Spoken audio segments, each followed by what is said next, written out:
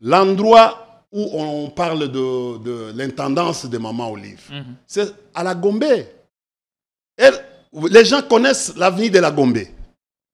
Avenue de la Gombe, coin Batete là. Voilà ce que je suis en train de vous expliquer. Avenue de la Gombe, coin de Batete là. L'intendance est en face du ministère des titres fonciers. C'est-à-dire là où il y avait le bureau du ministre Sakombi. C'est en face. C'est avenue de la Gombe. À côté, il y a la police, c'est-à-dire un bataillon. Je ne sais pas, j'ai mis un bata quelque chose. Il y a un bataillon là-bas. Je ne vois pas que quelqu'un peut imaginer là où il y a la police, et tout un bataillon, c'est-à-dire au moins 250 policiers, quelqu'un peut venir cacher les effets militaires dans cette intendance. Je ne vois pas. Et qui? Une femme. Écoutez, dans ces pays, nous devons avoir un service de renseignement qui fonctionne. Qu'est-ce qui vous offusque dans tout ça? Parce que la procédure... Les renseignements doivent précéder... Semble-t-elle avoir été respectée? La réaction. Je dis ceci, c'est ce qu'on appelle la capacité anticipative. Les renseignements doivent précéder. C'est-à-dire, on devait injecter les gens, aller là-bas, tout ça, et pas venir. Ils ont fait ça au GLM, ils ont fait à Kashamata, ils ont fait à Kingakat, à Kundelungu. Ils ont fait partout. Mais quel est le résultat aujourd'hui? Ils n'ont jamais dit. Ils sont en train d'alimenter de l'autre côté, au moment où il n'y a jamais eu de problème. Parce qu'ils pensent que non, il n'y a personne qui va faire longtemps dans les pouvoirs. Ils auraient quel intérêt à entretenir ça? Ils savent aujourd'hui l'animosité. S'ils sont aujourd'hui avec les germes de conflictualité, c'est eux-mêmes qui sont en train d'alimenter les camps. Je crois que non, Maman Olive est dans une éducation du président Kabila. Vous savez, aujourd'hui, quand quelqu'un arrive à vous dire que non, Mouzé n'est pas votre papa, Maman Sifa n'est pas. Mais après quelques jours, c'est la même justice qui est une membrane, par exemple. Le ministère public est une membrane du gouvernement. Le gouvernement accepte, dans une histoire de montage comme ça, il accepte que non, bon, Kabila est l'enfant de tel. Mais écoutez... Et pourtant, il ne s'est pas présenté pour décliner lui-même son identité. Écoutez, si demain ou après-demain, nous prenons par exemple le courage de traduire le vice-premier ministre en justice, vous allez nous condamner? Bienvenue à Joa Place, bienvenue chez vous. Un cadre moderne et paisible pensé pour votre bien-être. Des appartements spacieux baignés de lumière conçus pour un confort absolu. Un salon convivial, une cuisine moderne et 3 chambres élégantes pour un quotidien serein. 2 salles de bain raffinées pensées pour votre confort et votre bien-être. Sécurité 24 heures sur 24, parking privé, buanderie, internet offert et électricité garantie jour et nuit grâce à notre générateur de secours de 180 kVA. À Joa Place, fini le coupure, place au confort. Chaque détail est pensé pour faire de votre appartement un véritable havre de paix. Joa Place au numéro 7, avenue Kassai, quartier GB Ngaliema, à 3 minutes du boulevard du 30 juin, près de Mino Congo. Contactez-nous au plus 243 816 033 128. N'attendez plus, faites de Joa Place votre nouveau chez vous. Dans le cadre de la préservation des acquis comme voulu par les présidents de la République, 2024 pour l'inspection générale de finances sera une année de renforcement de la lutte contre la corruption et les antivaleurs dans la gestion publique. Pour ce faire, ce service de contrôle supérieur a lancé 222 points de contrôle dans l'ensemble du territoire national. Cette énième vague de la patrouille financière s'annonce énorme. Les entités à surveiller sont la DGI, la DGRAD, la DGDA, avec les provinces de Kinshasa, de la Tchopo, du Nord Kivu, du Congo central, du Haut-Katanga et du Lualaba. Aussi dans le lot du contrôle, 12 ministères sont concernés, 44 établissements et entreprises publiques, 7 provinces et 12 entités territoriales décentralisées et enfin la chaîne de la dépense publique. Les contrôles a priori, dit la patrouille financière, restent le mode par excellence du contrôle des finances publiques en RDC.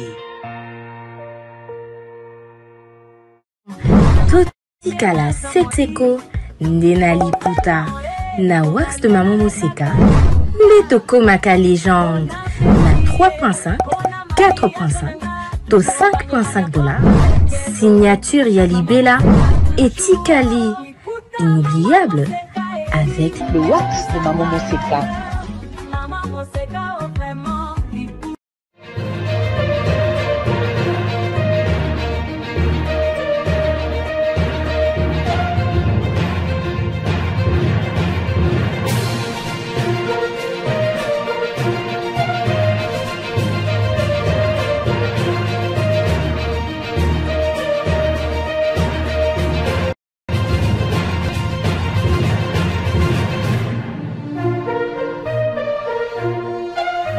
En pleine crise sécuritaire, Félix Tshisekedi veut garder la main sur les services de sécurité. Les récentes nominations à la tête de l'Agence nationale de renseignement ANR relancent donc le débat. S'agit-il des nominations basées sur la confiance ou sur l'expertise? C'est une question que nous allons poser à notre invité qui est déjà avec nous sur ce plateau. Dans l'attente d'un gouvernement dit d'union nationale, un gouvernement resserré et d'ouverture, le Congolais se demande quels seront les défis de ce gouvernement et quelle sera aussi la composition entre l'efficacité de l'équipe gouvernementale, mais aussi l'obligation de résultats et la préparation de 2028. Comment doit-on s'y prendre? Le procès contre Joseph Kabila se poursuit. La troisième audience aura lieu donc demain, jeudi, devant la haute cour militaire. Nous allons donc faire le point sur l'actualité avec l'invité que vous appréciez tant et dont la pertinence ne souffre d'aucune contestation.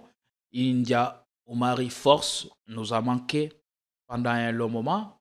Avec lui, on va faire le tour d'horizon de l'actualité. Comment allez-vous? Soyez les bienvenus après un long moment d'absence. Merci. Merci à toi également. Je viens de voir la ligne rouge. Donc, Politikon amenant. Bon, en fait, je voulais juste vous saluer. Merci. Je suis là et pour tous les gens du pouvoir qui pensaient que non, je suis parti en exil, je suis revenu. Beaucoup de gens m'appelaient pour dire non, ne revenez pas. Ne revenez pas. Pourquoi ne devriez-vous pas revenir? Pardon? Pourquoi ne devriez-vous pas revenir? Le Congo, c'est... Non, mais en fait, ils sont en train de faire une mauvaise campagne pour leur chef. Je vais vous dire la vérité. Le régime a une mauvaise notoriété à l'extérieur. Et parfois, ça fait honte. Une mauvaise notoriété. Je ne sais pas. On parle de nous à mal. À l'extérieur. À l'extérieur. Je ne sais pas pourquoi. Et j'ai fait une analyse comparative. J'ai compris qu'avec les sursauts patriotiques, j'étais avec les amis, j'étais avec beaucoup de gens amis. D'ailleurs, les gens, on était en Abidjan. Vous savez, nous sommes un même peuple. Donc, nous avons la République démocratique du Congo, le Congo-Brazzaville, et les Gabon et la Côte d'Ivoire. Ce sont les 4 pays qui... Presque. Vous savez, j'étais surpris en Côte d'Ivoire, les Ivoiriens parlent lingala. Ils admirent la langue lingala. Ils se considèrent comme... Vous savez, quand nous étions à l'hôtel Sofitel, beaucoup d'amis ministres venaient me prendre pour aller dîner. Tout ça. Vous savez, je me rappelle quand j'étais à l'ICCN, à un certain moment, j'avais piloté les réseaux des aires protégées en Afrique, d'abord en Afrique centrale et puis en Afrique tout entière. On a créé un certain nombre d'amitiés avec les gens. Je remercie ici d'abord tous les ministres qui sont des amis ministres, et sans oublier mes deux amis, hein, par exemple, Yves Junior Togo et Soro.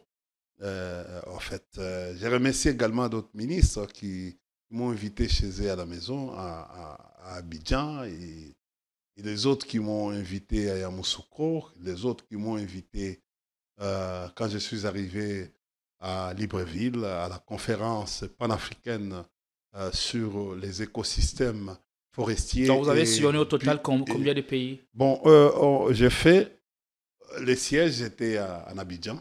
J'ai fait le Sénégal, j'ai fait le Cameroun. Le Cameroun, c'était pour Yaoundé et Douala. C'était pour aller faire le travail sur l'environnement. Et Libreville aussi, j'ai participé à la conférence panafricaine.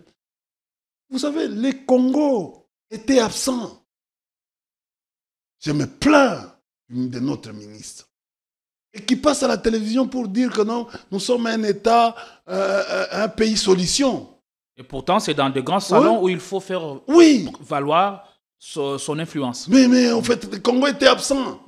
La conférence a commencé le 31 et le 30 jusqu'au 1er. Le Congo n'était pas là. En fait, c'est une conférence panafricaine de jeunes panafricains. On parle des écosystèmes forestiers. L'identité de la RDC, c'est la forêt.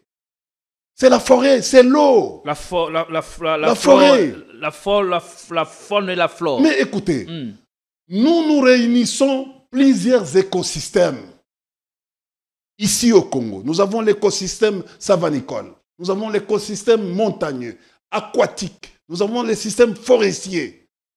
Mais nous manquons un forum comme ça.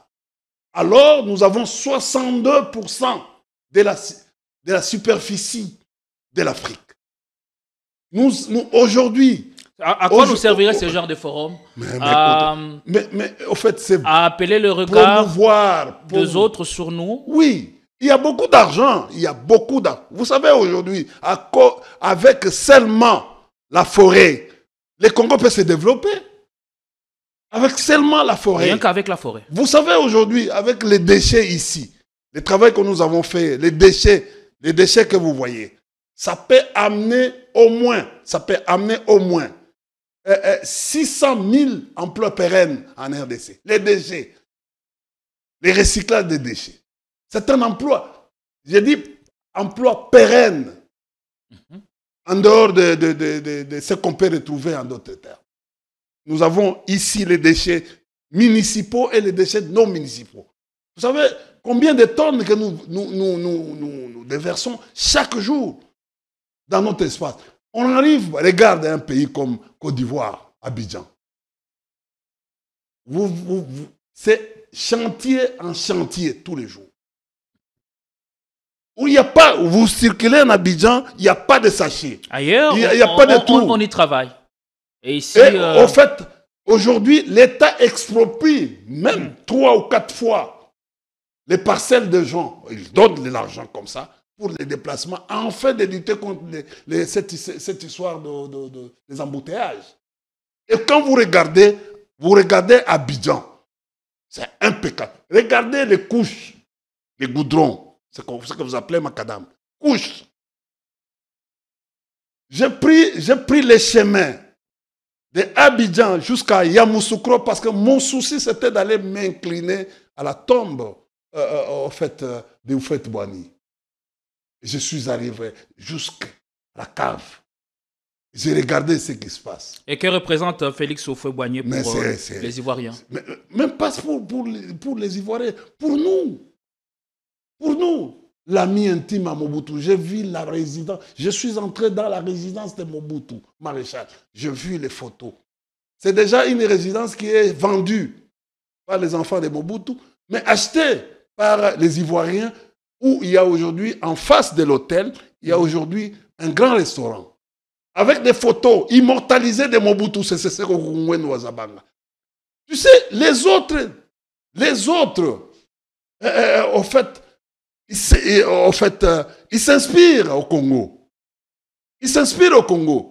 Tu sais, je suis allé, regardez Guillaume Soré aujourd'hui. Il est opposant, mais il est avec Ouattara. Ouattara vient de construire toute une ville où il met, il baptise les noms de ses opposants. On s'inspire du Congo sur quel plan principalement? Non, mais c'est, au fait, vous savez, à l'époque, Mobutu... Est-ce que la RDC est-elle au point d'inspirer les autres? Oui, on se néglige, nous. Parce que, au fait, apparemment, les régimes qui est venu, je l'appelle après avoir été au Cameroun, j'appelle que c'est un régime conflictuel. Il base sa vie sur les plans conflictuels. En fait, il a des germes conflictogènes. Vous savez, l'inspiration du Congo, Mobutu a bâti ces pays sur le plan, d'abord, de l'unité nationale. Et cette inspiration est partie.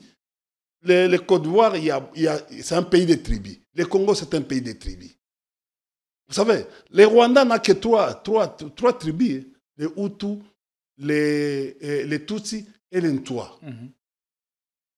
Je vous ai parlé en fait, des pays de tribus, comme en fait, Congo-Brazzaville, comme Gabon, comme la RDC, comme en fait, la Côte d'Ivoire, même s'il faut aller ailleurs. J'ai essayé de comparer les régimes politiques, par exemple, ce qui se passe au Cameroun. Tu sais, aujourd'hui, Ouattara va au 4e mandat.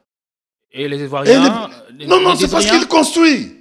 Il construit. Il est porté dans le cœur des Ivoiriens. Oui, il construit. Vous allez en Côte d'Ivoire. Un nouveau bail à la tête de la Côte d'Ivoire, ça ne dérange pas les Ivoiriens. Ici, chez nous, chers amis, on tergiverse sur les conflits. On tergiverse sur des choses qui vont nous diviser davantage. Mais ce n'est pas pour autant que la Constitution doit être mise de côté. Non, moi j'ai dit, vous savez, hein, une Constitution qui ne vous amène pas au développement, c'est une Constitution à barrer. Je suis politologue. Je peux invoquer mes pères. Je ne dis pas, on ne peut pas calquer une démocratie au modèle français. Vous savez, De Gaulle, quand vous suivez l'histoire de Gaulle, c'est la même histoire de Kabila. Tu sais que De Gaulle était fugitif en France. Il a même été condamné par le maréchal Pétain. Vous connaissez cette histoire? Très bien. Mais c'est ce qui se passe. Mais après, De Gaulle est toujours valorisé en France. Est-ce que Pétain, on parle de Pétain en France aujourd'hui? Maréchal Pétain, est-ce qu'on parle de lui? On se recourt aujourd'hui en France, quand on parle de De Gaulle, c'est lui. En termes d'indice de développement humain entre la Côte d'Ivoire et la RDC, quelle comparaison faites-vous? M. Gédéon, vous savez, c'est regrettable. Et parfois, je regrette de la colonisation belge dans ce pays. Comment ça? Quand vous regardez les niveaux d'éducation en Côte d'Ivoire, ils nous dépassent. Vous savez, j'ai trouvé des mamans qui n'ont jamais été, mais qui parlent. J'ai dit, les niveaux d'éducation et d'instruction. Les pays, vous savez, la meilleure richesse, c'est d'abord les capital humains. Et on retrouve là-bas que non, les capital humains est déjà. Parce que c'est la meilleure richesse. C'est avec ça qu'on sait tout développer. Oui. On peut développer les ressources naturelles. Je suis en train de voir comment les montagnes... Vous savez, Côte d'Ivoire, c'est un pays qui est érigé dans les montagnes. Et construit dans les... Mais quand on regarde, ils ont même un plan d'urbanisation. Ils ont un plan, par exemple, contre les érosions. Vous voyez effectivement que non, il y a l'amour vis-à-vis de leur pays. On sent ça à travers les capitales humains. On sent que les gens travaillent. Aussitôt que nous sommes arrivés à Abidjan, la première impression, c'est au niveau de leur service d'immigration. Les gens sont en ordre. Vous voyez comment les choses, comment on accueille les gens. Ça m'a impressionné. Deuxièmement, je suis arrivé avec une maman. C'est une maman qui est venue aussi, au fait, qui est venue de l'Europe.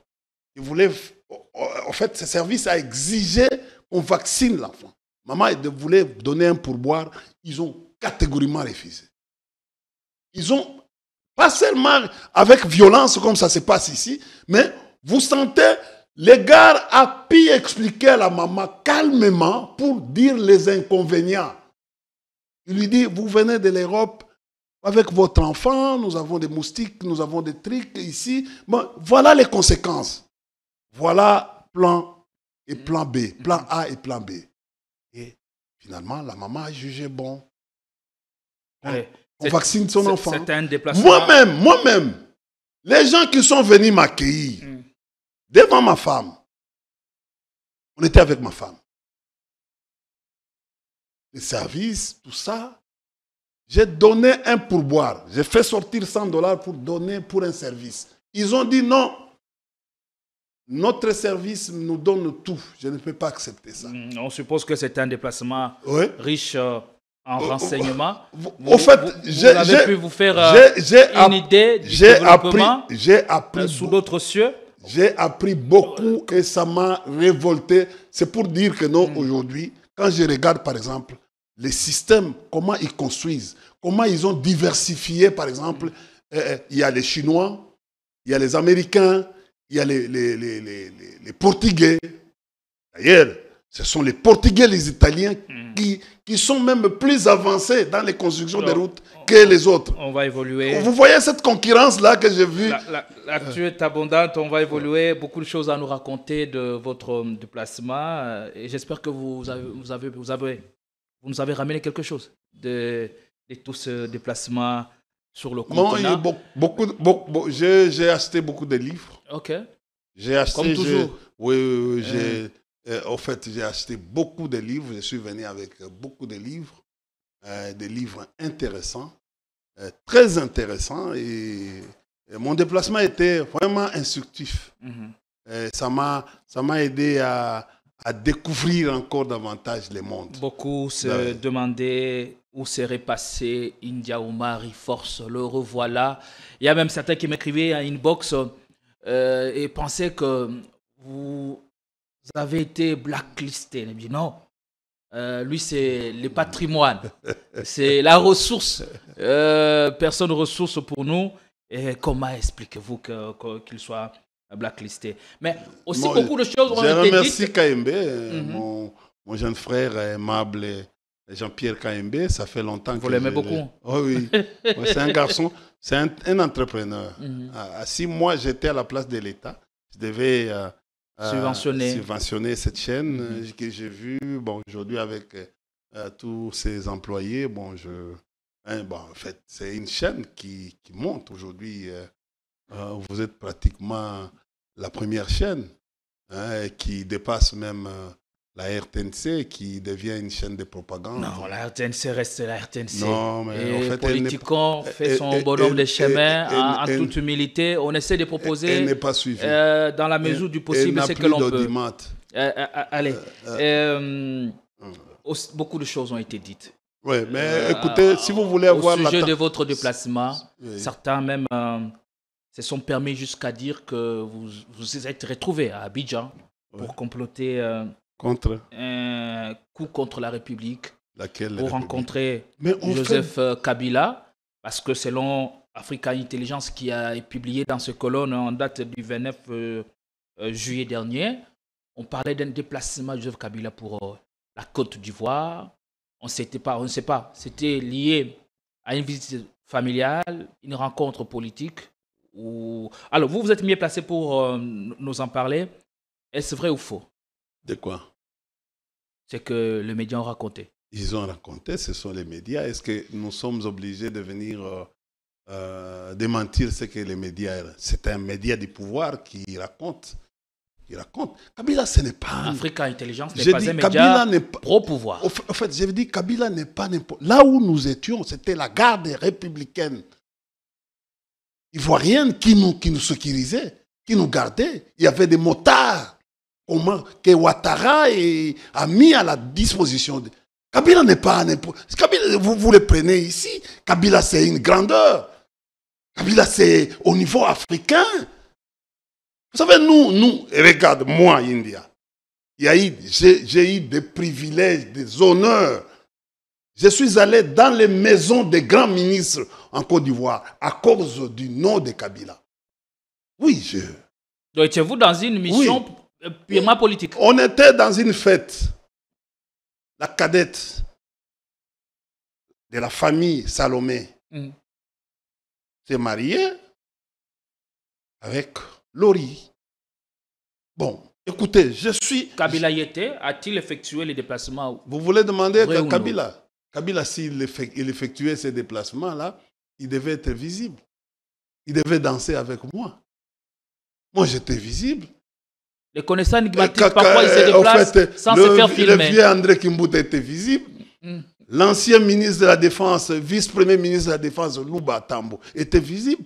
L'ancien ministre, vice-premier ministre des Transports, le grand frère Makila, était visible.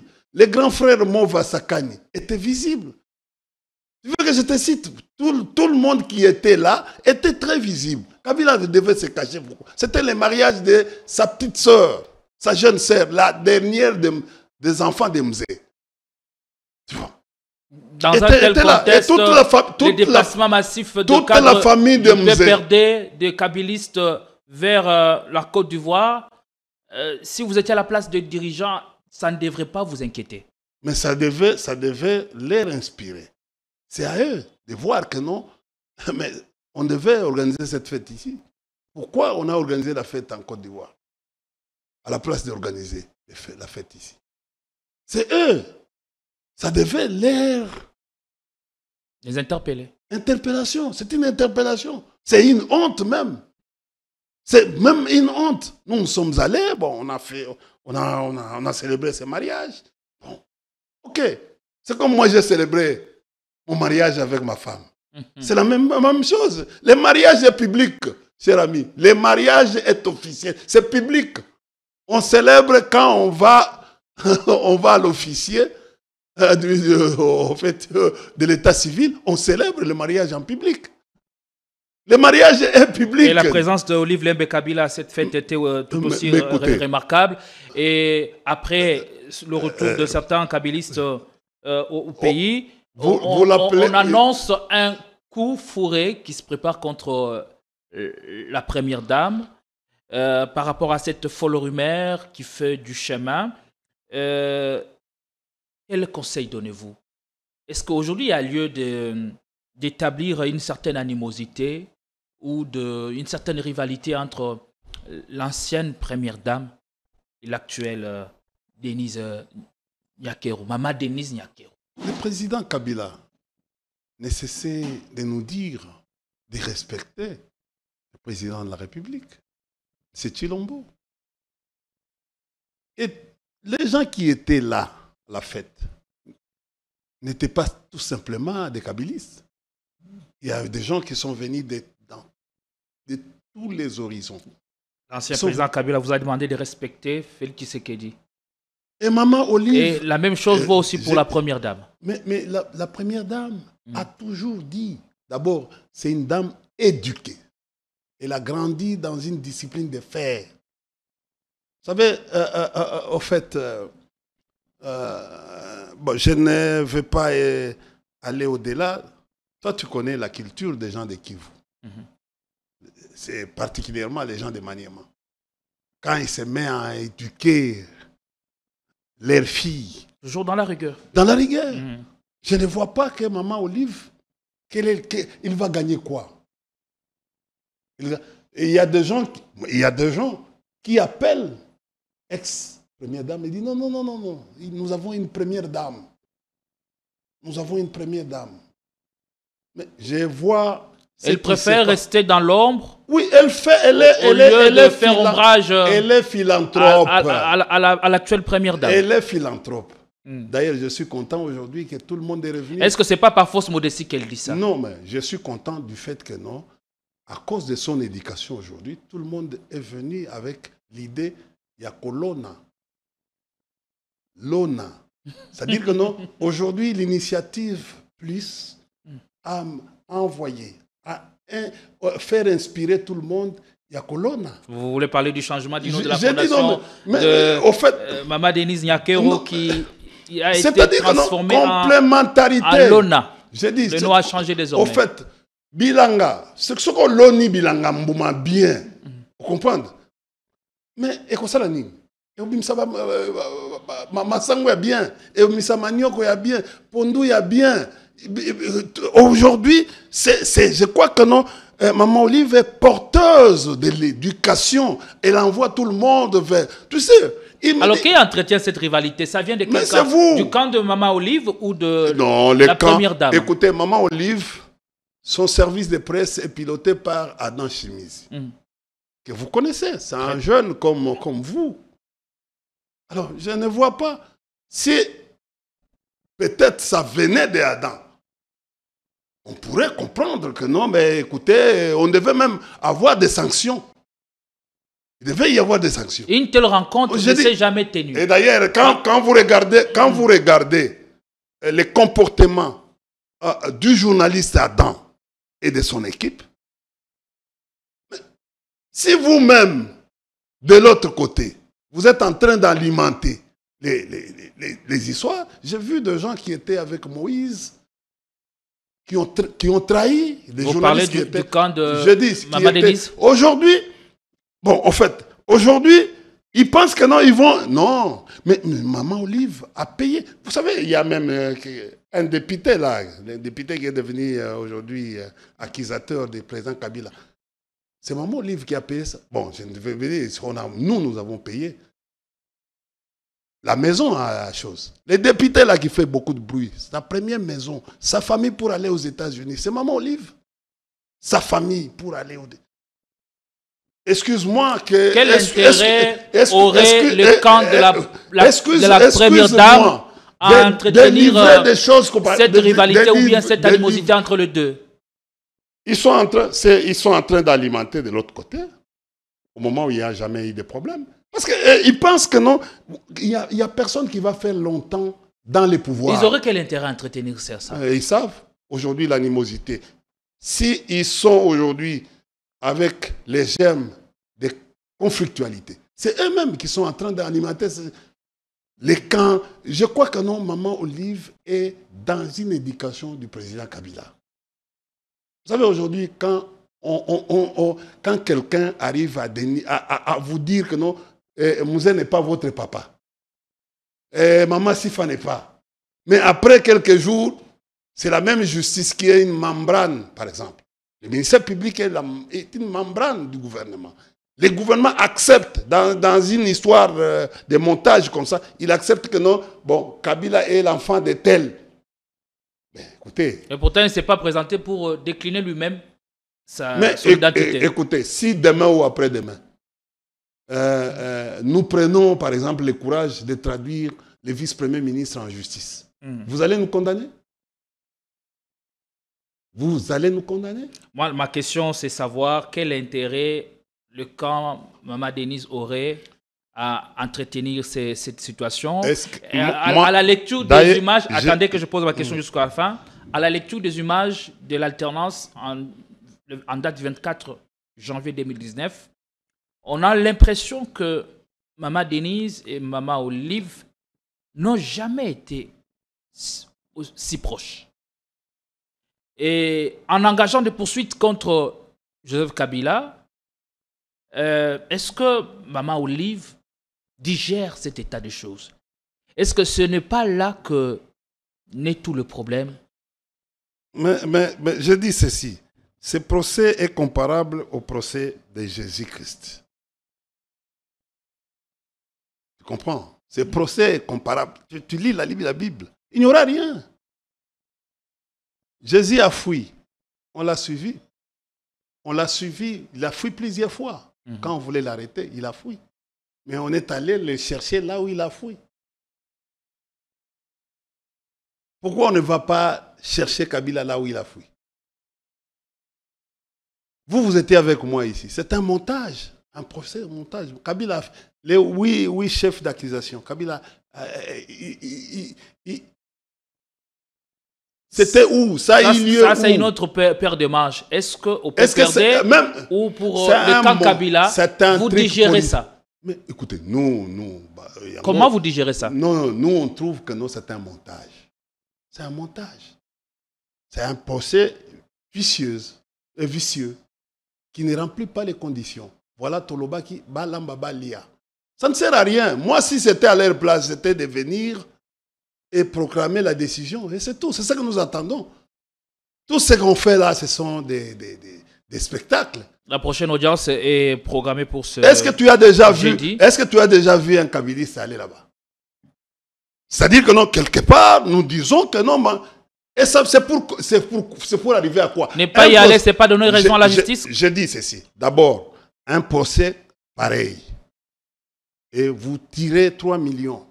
Alors que 3 millions, ça fait 3 kilomètres de route. Vous tirez déjà 3 millions.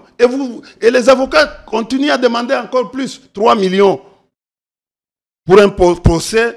Et vous savez que non, Kabila ne viendra pas. Et ça fait ça. C'est pour avoir quoi? Quelle année l'enjeu? Et puis après, un procès politique. C'est politique. C'est un procès politique. Mais ce que nous demandons, c'est de construire une prison où, comme le vice-premier ministre Makila, que je salue, il me disait, bon, Leki, la prison, baton de service 3000 kabilistes, to fandawana, comme ça, to solaka. Mais c'était, tu sais, cette rencontre était une nostalgie et ça nous a inspiré beaucoup de choses. C'était une fête, et c'est comme ça que tu as vu tout le monde, les vieux mouillés, tout le monde était très moussé. Et on était très à l'aise. Et puis aujourd'hui, tous les Kabyles sont très à l'aise. On peut prononcer les trucs, les verdicts demain. Et à propos de la regarde nous savons que de Kolwezi, qu'est-ce que Mouyej vous a dit? Mais écoutez, c'est une réalisation notable à mettre à l'actif du gouvernement provincial que dirige Madame la gouverneure. Fifi Masuka. Elle sait. Madame la gouverneure. C'est comme quelqu'un qui va se réveiller le matin pour dire que non, tu vois, les hommes ou les bâtiments qui sont en face où on a célébré Génécosk. On va dire qu'aujourd'hui, c'est l'œuvre du régime. Non. À un certain moment, l'IDPS imaginait, il disait, bon, est-ce qu'il faut chercher ce que le Kabila a laissé, qu'on va inaugurer? Dis-moi aujourd'hui, quel est le pont? Mobutu a construit le pont Maréchal. Kabila a construit Pozo. Il a construit Luange. Vous avez déjà sa 8e année au pouvoir. Vous avez construit quel pont? Citez-moi un seul pont que vous avez. Même le projet Rocade, c'est un projet du PPRD. Est-ce que vous savez ça? La Rocade ici. Ouais. Vous savez ça? Financé entièrement par la chinoise dans le cadre du contrat sino-congolais. Voilà. Mais demain, quand on va venir inaugurer ça, on va dire que non, c'est le président Tshilombo. Et l'entreprise qui construit, c'est la CGT, qui est financée par, dans le cadre du contrat sino-congolais. Tu sais que non, ils sont venus 8 ans, ils n'ont rien produit. À part ce que nous sommes en train d'écouter. C'est quand même exagéré. Mais comment? Rien produit. Nous avons laissé GoPass ici. Cette histoire de GoPass. C'est $55 pour aller à l'étranger. Et j'ai payé $55 pour aller à l'étranger. Mais ça produit quoi? Ils ont ravi ce projet, ils ont mis au Turc. Un projet. Et à votre temps, où allait cet argent? Mais écoutez, mais c'est eux. Ils ont trouvé cet argent dans la banque. Pourquoi ils ne parlent pas? Pourquoi ils ne disent rien? Pourquoi ils ne parlent pas? Tu sais ce qui se passe? Je vous donne les cas aujourd'hui, les cas probants. Au niveau de l'hôtel de ville, il n'y a aucun ministre qui est payé depuis le mois de janvier jusqu'au jour. Aucun ministre provincial. Aucun. Même pas frais de fonctionnement. Alors que en fait, l'hôtel de ville a des recettes. Il a la DGRK qui perçoit les recettes. Mais pourquoi on fait souffrir les ministres provinciaux? Aujourd'hui, la ville de Kinshasa ne profite à rien. C'est le phénomène de centralisation aujourd'hui. Ne s'exerce pas. Maintenant, pour boucher les trous, c'est le gouvernement central qui choisit, qui fait tout à la place de l'hôtel de ville. Je ne sais pas si on consulte l'hôtel de ville. Allez, je vous dis aujourd'hui que non. Écoutez, je vais vous dire aujourd'hui que non. M. Tshilombo a échoué en tout. Il a échoué dans la gouvernance en tout. Ça, c'est votre lecture. Mais écoutez, quand on est opposant, on ne peut que dire ça. Dis-moi, qu'est-ce qui marche? Certains les fonctionnaires ont pu bien marcher. Est-ce que tu ne sais pas que les fonctionnaires sont payés? Tu ne sais pas? Aujourd'hui, c'est le quantième. Les 6. Hein? Aujourd'hui, c'est les 6. Ils touchent leur salaire quand? Souvent. Mais pourquoi on ne paye pas les fonctionnaires? C'est Kabila qui bloque le fonctionnement. Il y a un problème sérieux de la gouvernance. Comment on peut donner pour un montage, on peut donner aux avocats 3 millions de dollars, 3 millions de dollars pour une histoire qui ne va même pas. À quoi, selon vous, ce procès va servir? Même pas sur le plan éducatif. Ce procès qualifié d'historique par plusieurs observateurs. Mais au PPRD, on le considère comme c'est un procès politique. Qui va se solder. Mais il faut démontrer les éléments qui étayent cet argument. C'est quoi Kabila que ce procès politique. Nous sommes en droit. C'est les faits. C'est les faits. C'est-à-dire que si on dit aujourd'hui que non, toi tu as tué, on doit montrer. Tu as tué où? Et tu as pris les filles. Est-ce qu'on t'a vu? Il faut démontrer ça. Il faut y démontrer. On dit, avant que Kabila arrive à Goma, on avait déjà dit que non, Kabila est l'AFC, c'est Kabila. Mais parce que Kabila est arrivé à Goma, qu'il est devenu AFC. Mais écoutez, aujourd'hui, India est au PPRD, c'est parce que j'ai adhéré officiellement. Et je suis signataire. Si vous regardez dans la liste, je suis signataire. Et je suis aujourd'hui, j'ai des fonctions que j'ai. Je suis membre du bureau politique. Je suis parmi les cofondateurs du parti. Et j'exerce, je suis communicateur avec une notification. Les anciennes notifications de communicateurs, je regarde. Moi, je ne travaille pas en politique comme ça. Parce qu'en politique, il y a des risques. Vous savez, il y a des risques, les gens peuvent te sacrifier. Donc il faut avoir de quoi se couvrir. Oui, j'ai ce qu'on appelle doyen de la communication. J'ai eu cette notification du coordonnateur Némi Mouilania. On va parler. Quand les Kambinga, le feu Kambinga, les vieux Atundu et les autres étaient là. Pourquoi? Parce qu'à cause de mon ancienneté dans les régimes. C'est comme ça on dit non, si vous voulez avoir de la matière à ce qui concerne les régimes, il faut recourir à l'ancien. Alors aujourd'hui on ne va pas parler de vous, aujourd'hui on va parler de la République. Les enjeux sont des tailles et il faut s'y préparer. Et la polémique s'est enflée. Est-ce que ce n'est pas en lien que l'on a appris depuis hier la perquisition du bureau de l'étendant de Mama Olive sur Sumat, des éléments qui sont arrivés vers 16h. Non, c'est faux. Ils sont arrivés à une heure. Attendez que je prenne les informations, vous allez dire ce que vous en savez. Je donne les faits. Ouais. Les faits sont sacrés. Oui. D'après nos sources. De quelles sources? Nos sources renseignent que les éléments sont arrivés à 16h. Ils ont présenté un document. Chez qui? Pour la perquisition à la recherche des effets militaires. Et ils ont commencé la perquisition de 16h à 20h. Ils n'ont pu rien trouver. Ils ont laissé 2 militaires pour y passer nuit.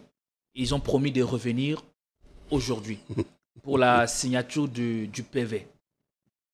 Ça, ce sont les premières informations à notre possession. Je ne sais pas si vous avez le vôtre. Et qu'est-ce qui se passe? C'est en lien toujours avec le coup annoncé qui serait monté par Maman Olive contre la République ou contre la Première Dame? Qu'en savez-vous?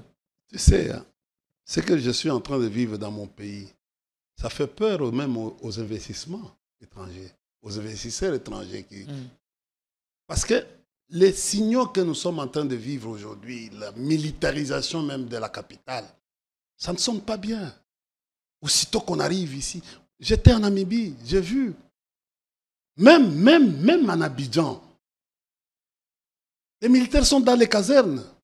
D'ailleurs, il faut penser un jour qu'il faut laisser l'espace à la police. Il faut laisser l'espace à la police. Il faut former une police. Il faut recruter la police au niveau des diplômes d'État. Moi, j'ai même un plan pour... j'ai vu au Cameroun, j'ai vu des endroits où je suis allé, même la police routière, il faut la changer. Il faut mettre même les femmes, des diplômés, pour régler la circulation. Parce que j'ai eu une idée. On forme les gens en Mbakana ici, 5000. On fait la première, une zone pilote, la ville de Kinshasa. On les plonge. On les paye mieux. Et ils règlent la circulation. Et on peut arriver à mettre fin à cette histoire de motards qui crée aussi les embouteillages. C'est-à-dire, laissez-les travailler, pas dans les grands artères, et au même moment, bloquer les importations des motos. Dans 1 ou 2 ans, on a vu ça. J'ai vu ça au Nigeria. Alors, c'est en Côte d'Ivoire, c'est dans les pays, le Bénin, tout ça, Ghana, où je suis parti. J'ai vu, en fait, ces modèles-là avaient commencé. Aujourd'hui, je suis arrivé à Abidjan, je ne vois rien en termes de motos. Allez, répondez à la question. Les motos sont à la base. Les motards là sont à la base aujourd'hui de ce que nous sommes en train de vivre. Qu'est-ce qu'il faut faire? D'abord, ce qu'il faut comprendre, c'est que l'endroit où on parle de l'intendance de Maman Olive, c'est à la Gombe. Les gens connaissent l'avenue de la Gombe. Avenue de la Gombe, coin Batete là. Voilà ce que je suis en train de vous expliquer. Avenue de la Gombe, coin de Batete là. L'intendance est en face du ministère des titres fonciers. C'est-à-dire là où il y avait le bureau du ministre Sakombi. C'est en face. C'est avenue de la Gombe. À côté, il y a la police, c'est-à-dire un bataillon. Je ne sais pas, Gémi ou Mbata, quelque chose. Il y a un bataillon là-bas. Je ne vois pas que quelqu'un peut imaginer là où il y a la police, et tout un bataillon, c'est-à-dire au moins 250 policiers, quelqu'un peut venir cacher les effets militaires dans cette intendance. Je ne vois pas. Et qui? Une femme. Écoutez, dans ces pays, nous devons avoir un service de renseignement. Qu'est-ce qui vous offusque dans tout ça? Parce que la procédure... Les renseignements doivent précéder... Semble-t-elle avoir été respectée? La réaction. Je dis ceci. C'est ce qu'on appelle la capacité anticipative. Les renseignements doivent précéder. C'est-à-dire, on devait injecter les gens, aller là-bas, tout ça, et pas venir. Ils ont fait ça au GLM. Ils ont fait à Kashamata. Ils ont fait à Kingakat, à Kundelungu. Ils ont fait partout. Mais quel est le résultat aujourd'hui? Ils n'ont jamais dit. Ils sont venus avec le document. Toi, tu dis que non, ils sont venus avec les documents. Ils ont présenté chez qui? Parce que là, quand ils sont venus la nuit, ils ont trouvé que des sentinelles. Ils ne sont pas venus la nuit, d'après nos informations. Ils sont venus à 16h. Écoutez, ils veulent changer la direction. Pourquoi? Mais bon, supposons qu'ils sont venus à 16h. Ils ont trouvé qui? Parce qu'ils devaient vous dire, vous êtes reporter. Ils ont brandi ces documents à qui? Et pourquoi leurs documents n'ont jamais été visibles? Et c'est les documents de qui? C'est qui? Parce que nous savons, et a été sur les bancs de l'école, nous connaissons qu'il n'y a que la justice. S'il s'agit de l'affaire militaire, c'est la justice militaire qui devait venir. C'est la justice militaire. S'il s'agit d'un document... Cet acte à vos yeux? Pardon. Que révèle cet acte à vos yeux? Est-ce une perquisition de trop quelles en sont les implications? Toutes les institutions internationales sont déjà au courant de ça. Ils sont en train de suivre ça. Et ça continue. Kabila, vous avez porté plainte? Écoutez, je dis ceci. Est-ce que Makambo et Polaka, ils vont partir? Ils ont dit que non. Ils vont partir le jour où Jésus-Christ va venir. Alors, nous savons que non, Jésus-Christ revient bientôt. C'est ça. Ils vont partir. Ils sont en train de nous aider. C'est la jurisprudence. Tout ce qu'ils sont en train de faire, ils nous donnent l'occasion. Ils vont partir, cher ami. Je tiens à préciser ici, contrairement aux informations qui ont été données, aucun laisse tomber. Chauffeur, aucun élément commis à la garde du bureau de ça devient, c'est une honte. A été arrêté. C'est une honte. Ils sont allés là-bas. Quand on vous donne des fausses informations, ce qu'on appelle les BI, vous devez vérifier par des méthodes. Vous avez des services de renseignement. Vous avez des gens qui sont... Il y a des cadres qui sont là-bas, mais qui sont négligés, qui ne sont pas utilisés. Pour des raisons évidentes que vous connaissez mieux. Mais, écoutez, dans les renseignements, ce n'est pas les muscles. Les renseignements, c'est l'intelligence. On dit les services d'intelligence. Ceux qui ont fait les tests, on apprend les renseignements stratégiques aux gens qui sont en train... L'école là que vous dites, haute d'études de la défense, on apprend les renseignements stratégiques. Nous, on a eu la chance parce que nous étions à l'OTAN, on nous a appris aussi les renseignements opérationnels et tactiques. Tu vois? Là, on apprend les renseignements stratégiques. C'est-à-dire que non, au fait, les gens doivent savoir que les renseignements, c'est d'abord l'intelligence. C'est comme ça que non, au monde, il y a l'université et les services de renseignement qui sont toujours en concurrence. Et les politiques et les services de renseignement sont toujours en concurrence. Les politiques veulent devenir plus supérieurs les services de renseignement. Et c'est comme ça, c'est cette bataille-là, la concurrence. Comment un service de renseignement peut aller quelque part et échouer? Maintenant, il est dans l'objectif et il échoue. On n'a rien trouvé. Quelle est la suite? La suite, ils vont continuer. Ils vont continuer aujourd'hui. Écoutez, ils vont continuer à monter les choses. Le problème, c'est quoi? Le régime actuel veut gagner du temps. Regarde comment une capitulation diplomatique avec cette histoire de Washington. Alors qu'ils étaient déjà au courant que M. Trump est dealer. Ils sont au courant que M. Trump a trompé Zelensky. Aujourd'hui, c'est même M. Trump qui a... C'est même M. Trump, regardez, M. Trump a grondé, il a humilié Zelensky. Nous sommes en train d'aller vers l'humiliation bientôt. Tu as vu M. Boulos, ce qu'il a dit? Il faut prendre en compte les revendications de l'autre côté. Après avoir réglé les questions, tu as déjà vu un accord où on ne considère pas, il n'y a pas de considération des victimes de guerre. Il n'y a pas de considération qui est agresseur et qui est un pays agressé. On a balayé tout ça. Du coup, on nous donne un accord bancal. Et puis, il n'y a aucune réparation. Autant d'obligations à la RDC qui est l'État victime. Écoutez, aucune réparation. Nous avons réussi à la Cour internationale de justice.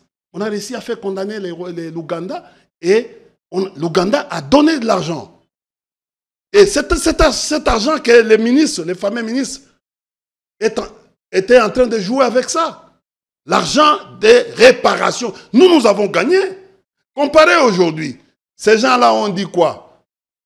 Au fait, l'accord était signé à l'étranger et les constitutions étaient signées à l'étranger et inventées par les étrangers. Aujourd'hui, cet accord a été signé à l'étranger. Et qui ont fait cet accord? Les étrangers. L'accord de Washington. C'est à l'étranger. On n'est pas dans un monde isolé.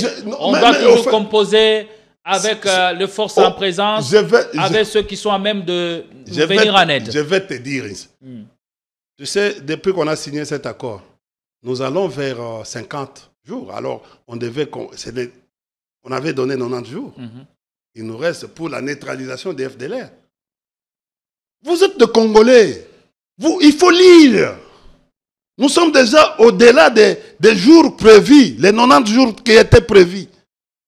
Vous savez, avec cet accord, CONOPS, que nous avons signé le 31 octobre 2024, c'était la neutralisation du M23. C'était ça avec les CONOPS que nous avons signé. Mais les Rwandais, avec cet accord, on a balayé pratiquement. Aujourd'hui, là, on parlait de la neutralisation. Oui. Aujourd'hui, on nous parle des mécanismes de défense. Tu vois? C'est-à-dire, on en met. Alors que, regardez, Madame Kaikwamba, que je cite, que j'ai dit que non, un jour il y aura un procès. L'un des meilleurs membres du gouvernement à moins qu'elle fuit, un jour il y aura un procès pour elle. L'un des meilleurs membres du gouvernement souminois. C'est faux. C'est faux. Le 14 septembre. Elle est plébiscitée. Par qui? Par qui? Tout le. Aller à l'étranger. Des sondages. Aller à l'étranger. Le 14 septembre, Madame Kaikwamba a donné faveur au Rwanda. C'est elle qui a signé ça. C'est elle qui a motivé, c'est elle qui a pu accepter les fonds de commerce rwandais. Parce que je m'imagine, je vais même aller extrapoler pour dire que non, comme elle a travaillé au Rwanda, comme elle a habité au Rwanda, je suppose que non, elle a favorisé les Rwandais en acceptant ces fonds de commerce rwandais. C'est-à-dire la neutralisation des FDLR au Rwanda, ici en Angola. Elle a dit, nous acceptons et s'est engagée à la neutralisation, que la RDC doit neutraliser les... Il y a tout un accord sur ça. Aujourd'hui, vous savez... mais elle n'agissait pas en son nom. Elle agissait selon... Est-ce que vous savez que non, son père... La dynamique en cours et selon la vision du gouvernement. Est-ce que vous savez que son père est allemand? Non, ça c'est... On s'écarte du débat. Mais en tant que ministre des Affaires étrangères, vous ne voulez pas la vérité? Elle engageait la République démocratique du Congo. Personne dans tout le pourparler. Est-ce qu'a-t-elle signé en tant qu'individu ou en tant que ministre engageant la République ou engageant le gouvernement? Mais quand Katumbi accepte que non, son père est juif, mais sa mère est congolaise, elle accepte. Katumbi accepte. Mais pourquoi vous refusez? Parce que vous dites que non, Kabila est rwandais. Kabila n'a jamais été au Rwanda. Il a grandi à Tanzanie. Je pourrais comprendre que non, vous dites que non, Kabila était tout ça. Mais pourquoi quand on dit des vérités qui sont là? Regarde l'entreprise. Attendez, l'entreprise qui exploite, que vous voulez donner aujourd'hui, qui exploite le gaz dans les lacs Kivu, au Rwanda. C'est une entreprise allemande. Est-ce que vous connaissez ça? Est-ce que vous connaissez aujourd'hui que non, l'Allemand, c'est lui qui nous combat ici. Pendant 30 ans, c'est l'Allemagne qui finance. Moi, j'ai travaillé dans les parcs de Virunga. Pourquoi on a associé les parcs de Virunga dans cette histoire de la transfrontalière? Vous savez pourquoi? Mais je suis en train de... Vous êtes Congolais, il faut vous révolter. Tous les rapports aujourd'hui qui passent contre la RDC, c'est l'Allemagne. Au travers GIZ. Est-ce que vous savez? Moi, j'ai travaillé dans les parcs. D'abord, il y avait GTZ et puis GIZ. Est-ce que vous savez que non, GIZ, c'est une agence de renseignement? Est-ce que vous savez ça? Comme Ili Saïdé, cher ami, vous êtes Congolais. La même entreprise qui exploite le gaz sur les lacs Kivu, au Rwanda, c'est la même entreprise qui veut exploiter les gaz ici chez nous. C'est une entreprise, une firme allemande. Chers amis, vous savez aujourd'hui, les Rwandais étaient colonisés par les Allemands. Vous connaissez ça? Vous connaissez ça? Nous avons 14 colonies. Pour la RDC, on recourt toujours à ces 14 colonies. À ces puissants États. Ce qui se passe aujourd'hui, les deals qui se passent aujourd'hui, oui, c'est une capitulation diplomatique, mais c'est au-delà des bradages. Nous allons vers le pillage. On va vers le pillage. Il faut la miso, Congolais. Et on se moque de nous, partout où nous partons, on se moque de nous. Comment on peut aller, avant d'aller faire la transfrontalière, sur le plan économique, essayer de voir nos économies, mais commencer par d'abord dénicher que le Rwanda est un pays agresseur. Est-ce que Doha saurait nous sortir de cette situation? Vous voulez faire pourquoi les gouvernements bloquent la sortie? Le président avait promis mardi. Le président ne fait que promettre. Il a promis. Pourquoi ça bloque? Mais il faut lui demander la question. Il avait dit que non, au mois de janvier, il va changer la constitution. Mais pourquoi il ne change pas? Il a dit.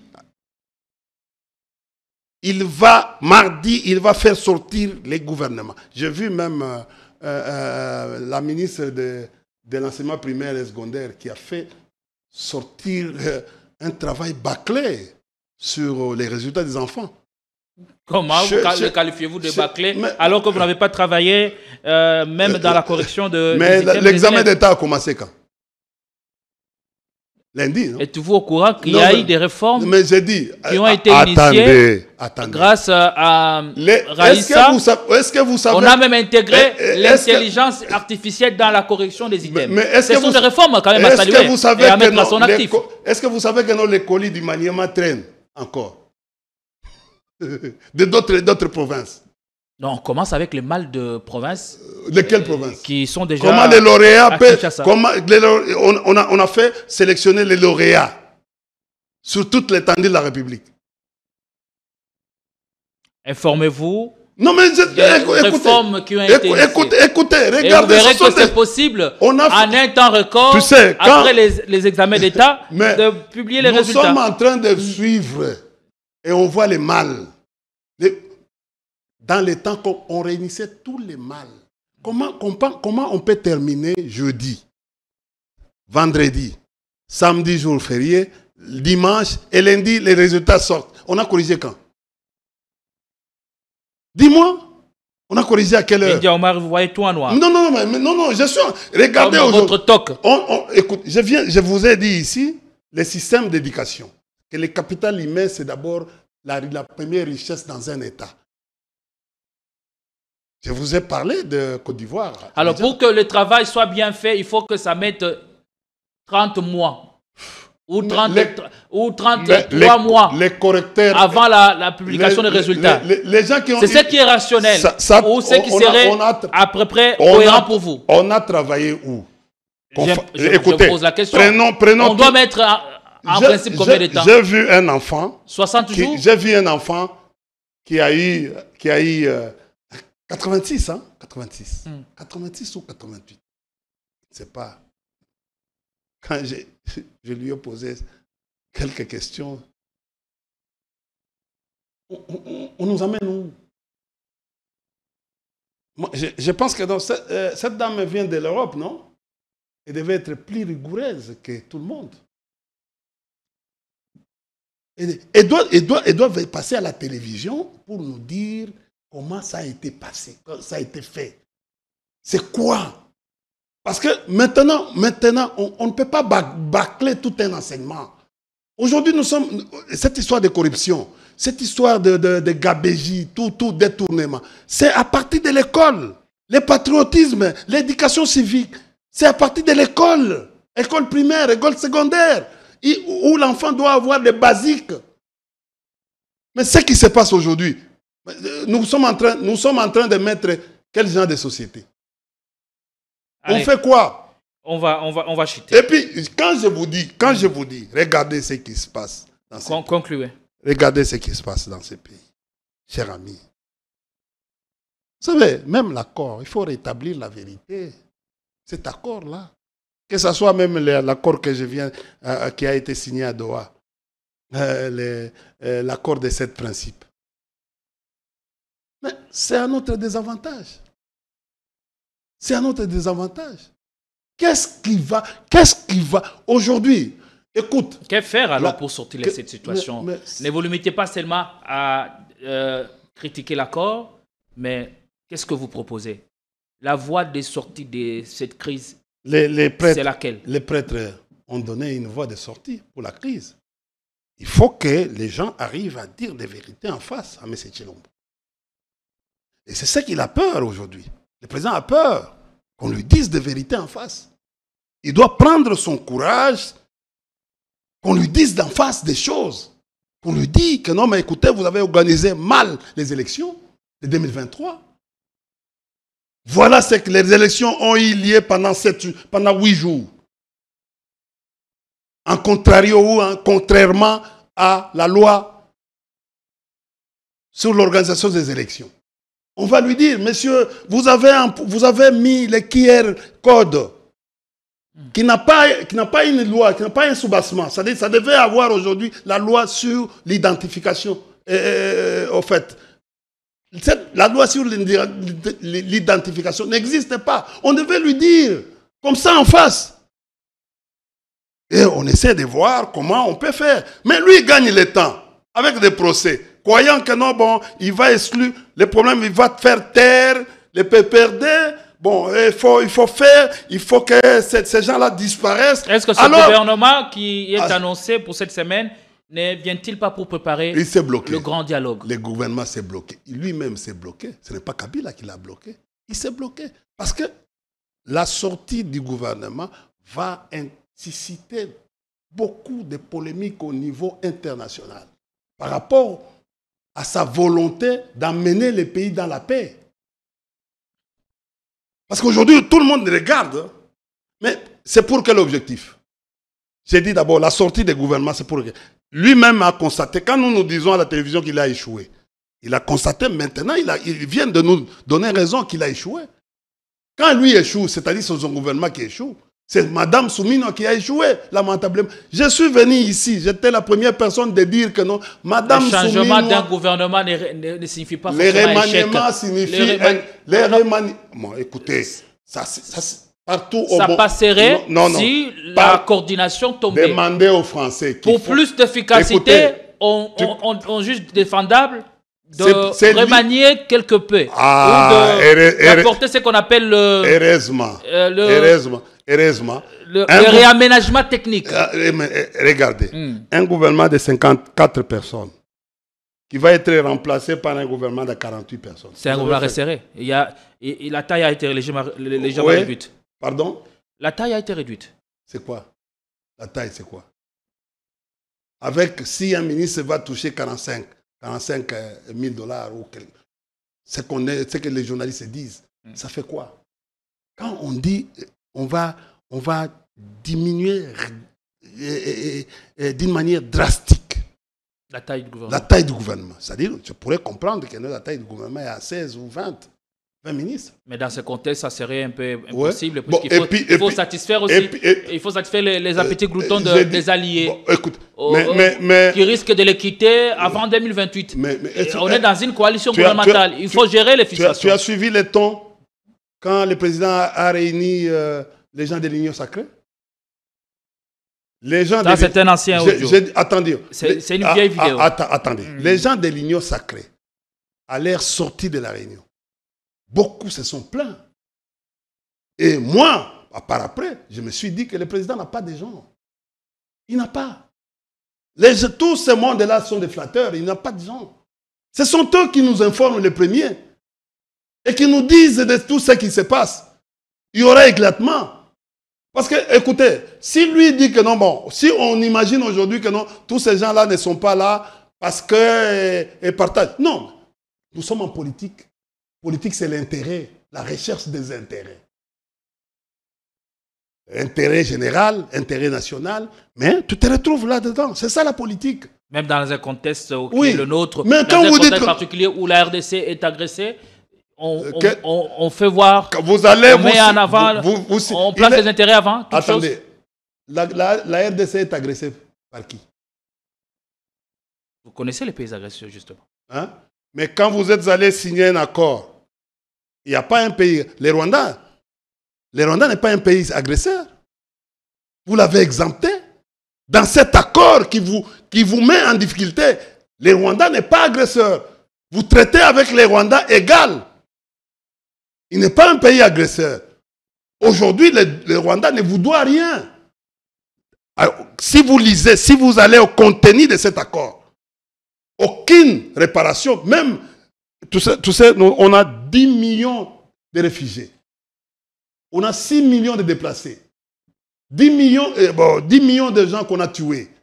On a 6 millions de déplacés. Cher ami, on va dans un accord comme ça, on balaye. Quand on voit le ministre des Affaires étrangères rwandais à Doha, où on parle de groupes armés locaux, mais ce n'est pas là la preuve que c'est le Rwanda qui est derrière? Laissez-moi terminer. Cher frère, tu as suivi le haut-commissaire aux droits de l'homme. Il a dit qu'il n'y a pas d'argent pour venir mener les enquêtes. La CPI avait promis de venir mener les enquêtes. Mais c'est cet accord qui bloque. Est-ce que tu sais que cet accord bloque que les institutions internationales viennent enquêter sur ce qui s'est passé depuis 2022? Et vous avez signé ça pour empêcher que les enquêtes n'aient pas lieu. Et comment un pays qui n'arrive pas à promouvoir la justice transactionnelle dans ce pays, après avoir subi tout ce que nous avons aujourd'hui, les Rwandais, vous avez exempté les Rwandais avec cet accord. Un jour, on va vous juger sur ça. Allez. On va regardez. On est à la fin de l'émission. Vous dites aujourd'hui les mots agression. Tu peux me dire là où les mots agression étaient évoqués dans votre histoire de l'accord? Nulle part. C'est une honte. C'est de la méchanceté pour les gens qui ont négocié cet accord. C'est de la méchanceté. Allez, oui? Les efforts sont maintenus pour sortir quel effort? De toute façon, le gouvernement le gouvernement qui est annoncé pour cette semaine, ce sera un gouvernement qui aura du pain sur la planche et doit relever tous les défis. Et c'est la raison même de la nouvelle équipe qui arrive. On va finir. Il y a un tout dernier sujet. Non, attends. Vous allez le faire dans votre temps de parole. Je donne une minute seulement. Dans votre temps de parole, vous allez le faire. Non, une minute seulement. Je voulais vous dire ceci. Quand on remanie, c'est-à-dire on a trouvé de l'incapacité, on a trouvé de la faiblesse. Pas forcément. Oui, c'est forcément. Non. Demandez, ça c'est ma science. Je ne m'invente pas. Non. Je suis en dehors des politologues, je suis politiste. C'est ma science. Quand il y a une faiblesse, on peut remanier en raison on remanie en raison de l'efficacité, en raison d'aboutir à des enjeux politiques. Non, les cas sous examen, on décide de s'ouvrir à l'opposition. Je suis votre invité. Il y a remaniement. Je suis votre invité. C'est pas forcément, ça ne relève pas forcément de l'inefficacité du gouvernement. Je dis ceci. Je vais te dire. Les gouvernements, l'objectif, on appelle obligation des résultats. Quand on n'atteint pas les résultats escomptés, on veut changer l'équipe. Parce qu'il y a eu manque de performance. Pas du tout. Écoutez, on va remplacer les ministres sur base de quoi? La première ministre elle-même. La première ministre elle-même, elle ne sait pas donner des cotes à ses ministres. Parce qu'elle a peur. Elle n'a pas le leadership. Dans tel environnement, on la garde pourquoi? Oui. C'est parce qu'elle a montré des résultats. Parce qu'elle est faible. Des réalisations. Tu sais, tu as suivi Mouzé un jour. Mouzé a dit ceci, les étrangers veulent avoir des hommes faibles dans les régimes. Il avait dit ça. Aujourd'hui, écoutez, on a trouvé que le régime ici est faible. Qu'est-ce qui se passe? On veut avoir un premier ministre pour les gérer, un premier ministre faible pour les gérer. Et c'est ça. Madame la première ministre a évolué. Elle a excellé en quoi? C'est la question qu'il faut se poser. Elle a échoué dans tout. Elle ne sait pas aujourd'hui superviser les gouvernements. Comment un vice-premier ministre peut sortir du cadre gouvernemental pour aller parler en dehors de la logique du gouvernement? Les vice-premiers ministres des Transports. Mais le président l'a soutenu pourtant. Il a soutenu. Voilà. Le président doit savoir que L'article 91 dit ceci. Le gouvernement de la République démocratique du Congo définit la politique en concertation avec le président de la République. On n'a pas dit le président de la République définit la politique en concertation avec le gouvernement. Il doit savoir ça. Le président doit savoir ça. Aujourd'hui, le président est devenu... Le président est devenu gouvernement, est devenu, au fait, cours et tribunaux. Le président est devenu les institutions. C'est lui qui donne. Alors, à quoi bon la démocratie? Les récentes nominations à la tête de l'Agence nationale de renseignement relance le débat. Tshisekedi veut garder la main en pleine crise sécuritaire. Allez, en une minute, s'il vous plaît, nous allons chuter. Ces nominations, je vais accepter ce pour vous, c'est une stratégie non. Visant à centraliser le pouvoir ou ça vient donner ou assurer une meilleure efficacité des services de sécurité? Écoutez, il y a combien de services de sécurité qui évoluent dans ces pays? Il y a multiples services de sécurité. On ne sait même plus. On arrête les gens par-ci, par-là. Quand on va les chercher à l'ANER, ils ne sont pas à l'ANER. À l'état-major renseignement, ils ne sont pas là-bas. À Kanchachi. Il y a combien? Il y a même les cybercriminalités qui commencent à arrêter les gens. On vient, on vous retrouve libre. On vient, on prend les téléphones. On va chercher maintenant l'information dans votre téléphone. Et on vous exige. J'ai vu un jeune du PPRD hier qu'on a pu arrêter. Nous sommes allés là-bas à Lemba. Cher ami, c'est honteux. Honteux. Il voulait rentrer à Matadi parce que le fait qu'il a porté seulement les polos, on lui dit, les seules infractions, on leur a vu le téléphone. J'ai vu ça hier à Lemba. Et le gars a dit, non, quoi? Oh non, vice-premier ministre intérieur à Pekisango. Ah bien non, la loi est claire. Cette histoire est déjà, le Parlement avait déjà tranché ça. Les délais, c'était de 15 jours. Il n'y a jamais eu une décision de la justice. Et par après, à la fin, on lui a demandé quoi? De l'argent. Allez, venons-en à l'actualité. C'est ça la RDC que vous voulez? Ces nominations, c'est pour quel objectif, s'il vous plaît? On doit chuter. La caméra clignote déjà. Mais les nominations devaient être pour l'objectif d'efficacité, c'est-à-dire l'obligation des résultats. C'est le passé qu'on veut? Ou ce qu'on cherche? Non, c'est un arrangement. On veut encore créer du travail. Parce qu'il y a trop de chômage aujourd'hui. Tu as vu que les taux de chômage été élevés. Quand je vous dis ceci, que non, on est incapable aujourd'hui de payer les fonctionnaires. C'est terrible. Il faut regarder. La vie est devenue tellement chère. Il n'y a pas d'argent dans la circulation monétaire. Il n'y a pas. Nos amis qui sont venus en Europe ici, il faut regarder, aller au MoneyGram, Western Union, voir l'argent qui quitte la RDC. Dans les temps, c'était l'argent qui quittait l'Europe vers. Mais aujourd'hui, avec nos amis, si tu peux seulement aller suivre. Toi, tu habites à Bandal. C'est pas... Bon, je dis, tu passes par Bandal. Les gens qui vendent les véhicules, le marché des véhicules est fini aujourd'hui. Et au rabais à Kinshasa, à cause de quoi? Parce que ces gens, depuis qu'ils sont arrivés aujourd'hui. Allez. Comme ils ont vécu dans la souffrance. Ce qui se passe aujourd'hui, c'est que ce que nous sommes en train de vivre aujourd'hui, c'est quoi? Nous sommes vers la fin.